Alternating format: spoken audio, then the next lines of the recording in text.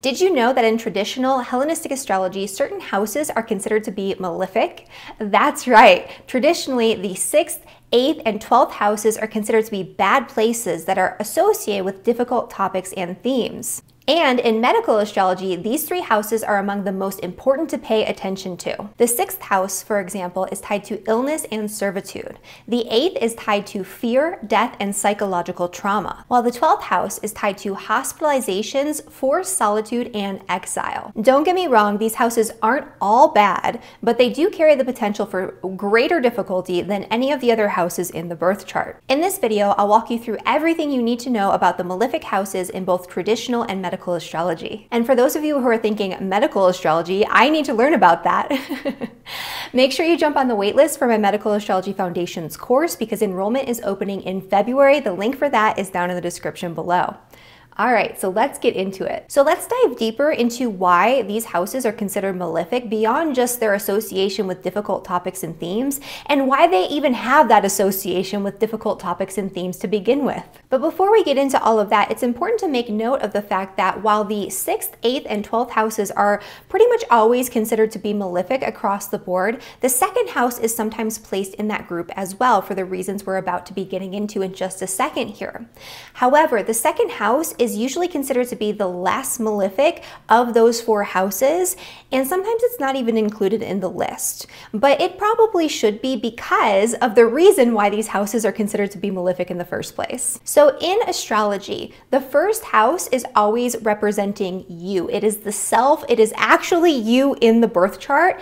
Everything else in the birth chart is happening in relationship to you, including the topics and themes associated with each of the additional 11 houses. So what type of relationship does each house have with the ascendant and the 1st house? Is it more positive, more negative, more subtle, or more prominent? And how the heck do we determine this? The answer is that we look at each house's sign-based aspect to the ascendant in the birth chart. For example, the 9th house is making a sign-based trine to the 1st house and the ascendant in the birth chart. Therefore, the 9th house is considered to be a good or lucky house. The 10th house from the ascendant is making a square aspect with the ascendant and the 1st house in the birth chart. This makes this energy much more powerful, potent, prominent, and objectively observable because it creates real manifestations of events. On the other hand, the 8th house from the ascendant makes no major Ptolemaic aspects to the ascendant or the 1st house in the birth chart.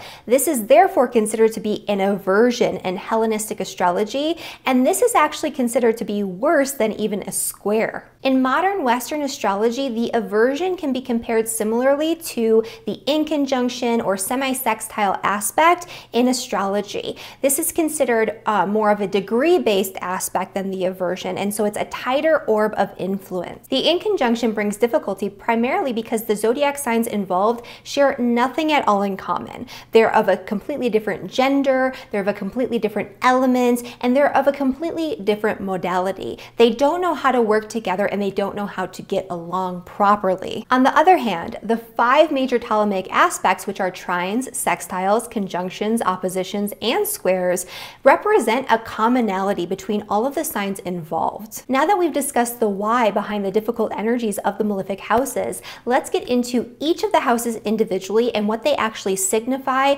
in a more holistic sense. But before we do, make sure you hit that subscribe button real quick so you never miss an important astrology tutorial just like the one that you're watching, and let's get into it.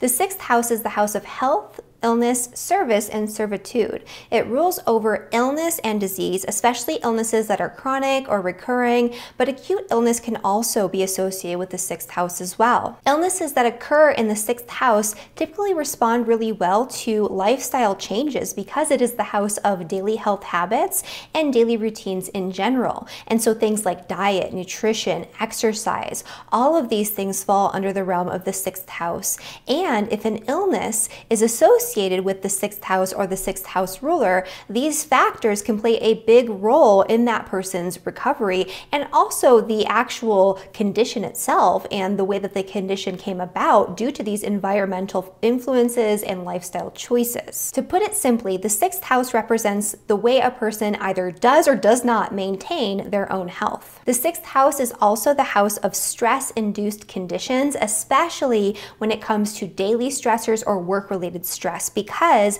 this is the house of your day-to-day work experience. It's the house of service and people who are in service-based businesses. It's the house of employees. So if you are an employee, then this house impacts you just as much as the 10th house. And if you're an employer or a manager of some kind, this house is going to impact you just as much as well, because you're going to be dealing with employees and people that you hire or that you pay for services. Even if you're not somebody who employs somebody else in a more traditional sense, this still represents all service-based businesses and all service-based exchanges. And so this could represent anything from somebody you hire to clean your house, to the guy that changes your oil, to the person that gives you a haircut. Basically anyone that you pay to do anything for you, they fall in that sixth house category. While today, the sixth house is primarily associated with things like people we employ or pay to do things for us to help us out in some way. Traditionally, the sixth house is actually associated with slaves and slavery. And so that's kind of that tie-in with the malefic energies traditionally with the sixth house. And finally, on a happier note, the sixth house is the house of animals and pets. Traditionally, this was more associated with farm animals and working animals. However, in this day and age, I have seen that this still holds true for pets like cats and dogs and rabbits and birds and whatever it is that you like to keep in your home, in your environment, that you interact with in that way. Let's move on to a more mysterious and often misunderstood house, which is the 8th house, the house of death. And yes, the 8th house is associated with actual physical death, among other things. The 8th house is also associated with metaphorical death, this death and rebirth process, the ending of something that can be very traumatic due to deep psychological or emotional attachments to something, and the beginning or birth of something new. It's that death and rebirth, phoenix rising from the ashes sort of process. The 8th house is also deeply associated with power and control issues. It's also one of the most psychological houses. This is where our deepest fears, our deepest traumas, and a lot of our psychological issues lie. This is where, if we haven't gone through the healing process, our past experiences can hinder us from doing what we need to do or want to do in the moment. Our past experiences hold power and control over our decision-making processes in the present. This house in general is the most closely associated with psychology, and people who have a lot of planets in this sign might actually go into a career that has to do with psychology, research, or death, very literally. I have a few examples of that in my little chart bank with students and clients and things of that nature. I can think of one in particular where somebody's first house ruler and sun was in the 8th house, and they studied to become a mortician. And so these things do happen, and they happen quite literally. The 8th house is also associated with topics that are considered to be dark and taboo, like the occult and the occult sciences, and even things like witchcraft and dark magic. When it comes to astrology, sometimes astrology is put into that category, and I have seen evidence that astrology can be linked in some cases to the 8th house and 8th house topics and themes, depending on the practitioner and how they practice it. And often you'll find that people who are really great, really brilliant astrologers or teachers, they have that 8th house energy very strongly showing up in their birth chart. When it comes to mental health, the 8th house is often associated with obsessions, compulsions, anxiety, and it's very heavily implicated in a lot of cases of PTSD, depression, and suicidal ideation as well. It's not the nicest house when it comes to our psyche, and that's part of the reason why it's considered to be more challenging, and that's part of the significations that are carried over from it being a malefic house that's in an aversion to the first house, to the ascendant. When it comes to to actual physiological illness, this 8th house tends to be associated with illnesses that bring about the threat of death or cause us to think about our own mortality. It's not necessarily that these are always life-threatening diseases or that the person dies from these diseases. However, it gets you thinking about it and it can bring about additional anxiety. It's also the house that's associated most closely with surgery and surgical procedures. And surgery can be a very scary thing, and you do get put under anesthesia. You're almost going into this like little death as you're going through the surgery process. And so it makes sense that the 8th house would show up really prominently in cases requiring surgery. And beyond surgery and illness and all of these other topics, the 8th house represents circumstances in our lives that bring about the threat of death or force us to overcome the threat of death in some way, or force us to think about or consider our own mortality.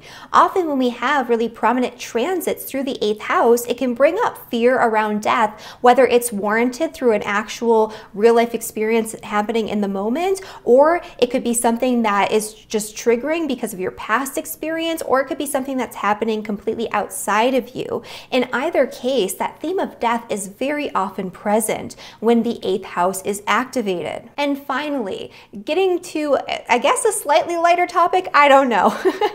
The 8th house is also associated with debt, taxes, and other people's money. So not the happiest of things, especially when it comes to debt and taxes. However, this could also be associated with your partner's resources, investments, investors, returns on investments, inheritance. Insurance is an 8th house topic and theme, and insurance payouts often happen here. And so physically and monetarily, it's kind of a mixed bag, but there can be actual like money that comes in and really important things that happen financially that can be really positive when the 8th house is triggered or when you have really prominent placements in the 8th house. And finally, we have to talk about the 12th house, which is the house of solitude and self-undoing. This is probably the most nebulous, difficult to understand house of all the 12 houses in astrology for most new astrologers. And so hopefully my little description, this little rundown here, will help shed some light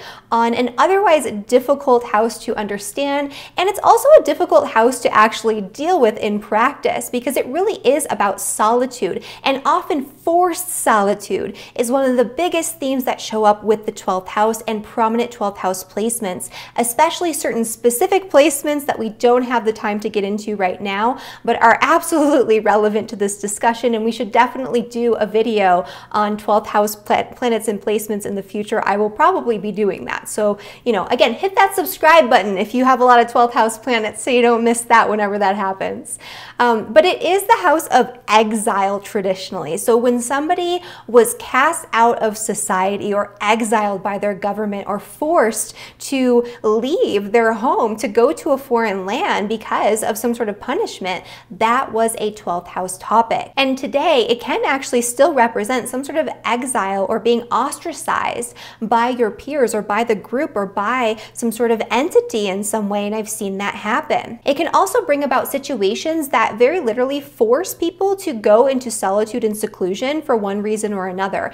I've seen this be associated with hospitalizations, right? Stints in rehab, but also things like cults. Cults are such a 12th house topic, and every single cult survivor I have had as a client has had very strong 12th house placements that make it make complete sense, because there is this energy of being taken away from normal society that is so prevalent and strong in the 12th house. And so whether you're joining a cult or going on a spiritual retreat or getting a hospitalization or having to be in a hospital because you have a loved one who's very sick and you're spending a lot of time with them and you're having to be away from normal society and the normal world, the 12th house represents all of these things, and all of these things can be quite difficult. And because of its association with hospitalizations and rehabilitation and all of these different things, the 12th house tends to be the second biggest health house when it comes to actual physical illness in medical astrology. This is of course also because it is in opposition to the 6th house, and so there's a little bit of a referred influence going on here. However, the 12th house in and of itself does represent these institutions that you have to deal with when you're truly very ill. Speaking of health, not only does the 12th house represent your spiritual health and your own inner reality and your connection to spirituality, but it also represents sleep and dreaming. Sleep is a 12th house thing, you guys, and sleep is so important and often very overlooked when it comes to people's health. It's one of the things that impacts our health so greatly, but not a lot of people are paying attention to. And so your sleep quality really shows up with the 12th house and the 12th house ruler, among other things. And because it is this kind of unconscious, subconscious, inner world, inner reality type of energy, the 12th house can also be associated with psychological illness. Although it's most commonly associated with illnesses that detach you from normal reality, so especially things like psychosis, but also it's associated with addiction. Addiction in the form of escapism, which is very different than the addiction of the 8th house, which is more about compulsion and obsession and being kind of stuck in this habit, whereas the 12th house is more about wanting to break away from normal life and extract yourself from the reality of the situation that you're in. It's addiction that stems from those types of topics and themes. Another thing that's really important to note about the 12th house is that planets that are placed in the 12th house are often weakened or repressed in some way due to early childhood experiences, or some might even say past life experiences. These planets become weakened, they become repressed, they become harder to express externally and outwardly because of those psychological blockages, but also because of physical blockages, because this is just a representation of what the 12th house is. It's something that's being hidden away. It's being kept secret. It's being kept away from your normal day-to-day life and your normal conscious access. And so 12th house planets can be very difficult, which is again why I definitely need to make a video on that topic in particular. Finally, the 12th house is the house of self-undoing, which means it represents the ways that we unconsciously suppress the energy of the 12th house and the topics and themes that are represented by the planets that are in the 12th house, if that's applicable to you. And so it can show that we self-sabotage ourselves in a certain specific way when you have really prominent placements in the 12th house. And that's all I have for you today. Thank you so much for watching this video. If you enjoyed this video, subscribe to my channel, like the video, and also comment below and let me know your experience with the malefic houses in your own birth chart. I also have another tutorial that might interest you floating around up here somewhere. So make sure to watch that next if you're interested in learning more. Thank you so much for watching, and I'll see you in the next one. Bye everyone.